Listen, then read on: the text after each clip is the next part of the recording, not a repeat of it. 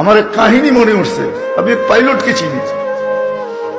আমি কথায় কথায় ওকে জিজ্ঞেস করছিলাম যে তুমি পাইলট, এত বড় শিক্ষিত, তুমি ডাবল টেকার চালাও,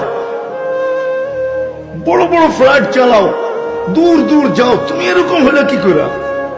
আমাকে বলতেছে মৌলানা मैंने अल्लाह को करीब से देख के हुआ, আমি আল্লাহকে কাছের থেকে দেখা তারপরে এরকম হয়েছে।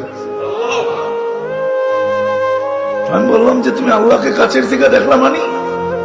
আমি ফ্লাই করে যেতেছিলাম হেথ্রো এয়ারপোর্টে লন্ডনে। যখন আমি ইংল্যান্ডের সীমানায় ঢুকে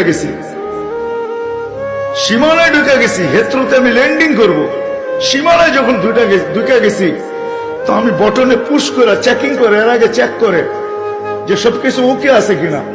তো আমি বটন চেক করতে যেয়ে দেখি আমার চাক্কা নামবে না, কিন্তু আমার কাছে ফুয়েলও নেই যে আমি ফেরত যাব, কারণ আমি 9 ঘন্টা ফ্লাই করে আসছি, 18 ঘন্টার ফুয়েল আমার কাছে নাই। আমাকে হয়তো ক্রাশ করাইতে হবে, নাইলে নামতে হবে যে কোনো ভাবে। বলে আমি হেথ্রো টাওয়ারের সাথে যোগাযোগ করছি যে আমার এই অবস্থা, কি করবে করো, আমার কাছে ফুয়েল নেই, আমাকে হয়তো ক্রাশ হইতে হবে, নাহলে কোনো ব্যবস্থা হইতে হবে যে আমি ল্যান্ড করতে পারি। হেথ্রো এয়ারপোর্টের ভিতরে কিয়ামত হয়ে গেছে, কিয়ামত, যে এই জাহাজকে ল্যান্ড করাবে তো করাবে কি করে। তারপরেও একটা সিস্টেম থাকে, ঠিক না? কিন্তু বলে ওই সময় যখন আমি ল্যান্ড করতেছি প্রসেসিং এর মাধ্যমে, তখন আমার হঠাৎ মনে উঠছে আমি না মুসলমান। তখন আমার মনে উঠছে আমার আল্লাহ না সব পারে। বলে আমি চিৎকার দিছি ককপিটের ভিতরে, আমার আল্লাহ সব পারে বলে বটনে চাপ দিছি, গড়গড়ে আমার চাক্কা নেমে গেছে। আমি স্বাভাবিকভাবে ল্যান্ডিং করছি। এর আগের কিয়ামতের চেয়ে বড় কিয়ামত হয়ে গেছে। পুরা এয়ারপোর্ট ছুটে আসছে, তুমি আমাদেরকে এই ধোকা দিলে তো দিলে কেন?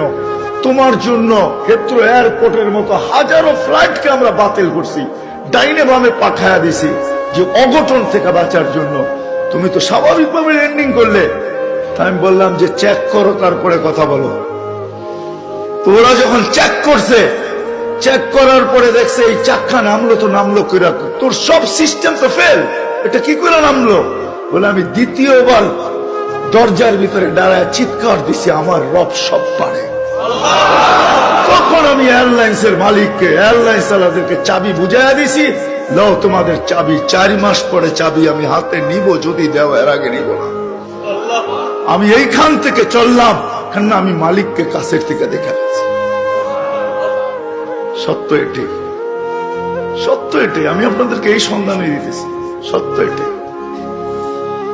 এই জন্য আমিও দেখা বলতেছি যে এই দেশের মাটির সাথে, মানুষের সাথে আল্লাহর ভালোবাসা আছে। ওমা আলাইনা ইল্লাল